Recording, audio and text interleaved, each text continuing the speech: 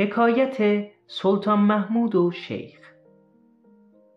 گویند که سلطان محمود به شیخی وعده داده بود که روزی لباس سلطانی خود را بر تو می پوشانم و با شمشیر بالای سر تو می رسم و غلامان را خواهم آورد. وقتی سلطان محمود به زیارت شیخ آمد، او به صحرا رفته بود.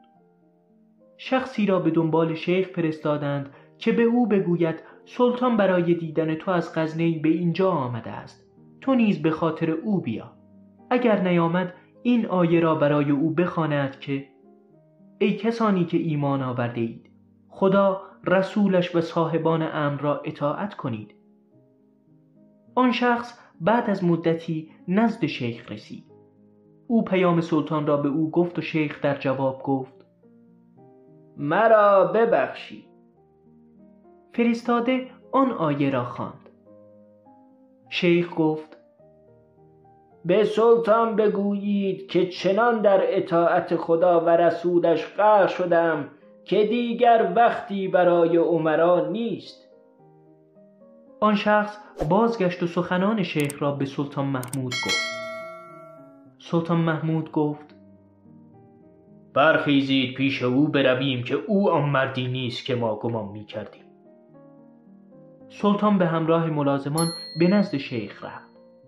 او به شیخ گفت ای شیخ، مرا پندی ده.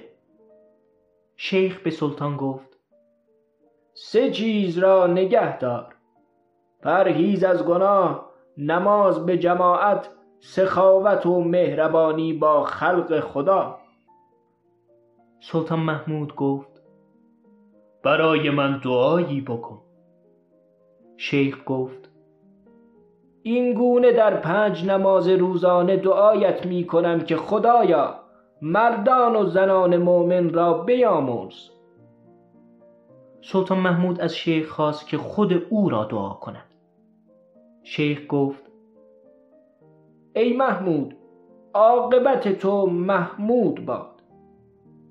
سپس سلطان محمود کیسه‌ای پر از طلا پیش شیخ گذاشت. شیخ نیز قرصی نان پیش او گذاشت و به او گفت که از آن بخورد. سلطان محمود نان را خورد و در گلویش گیر کرد. شیخ به او گفت در حلقت ماند، می‌خواهی کیسه طلای تو نیز در گلوی من گیر کند؟ آن را بردار که من این چیزها را نمی‌خواهم. سلطان محمود از شیخ خواست که چیزی از او قبول کند، اما شیخ قبول نکرد. سلطان گفت پس حداقل یک یادگاری از خود به من بده. شیخ پیراهن خود را به او داد. سپس هنگام رفتن سلطان محمود برای او از جا بلند شد. سلطان گفت اول که آمدم توجهی به من نکردی، حال که میروم برای من بلند میشوی. راز این کرامت چیست؟ شیخ به او جواب داد ابتدا در لباس پادشاهی آمدی، ولی در آخر با لباس درویشی می روی. اکنون حال درویشان را پیدا کردی.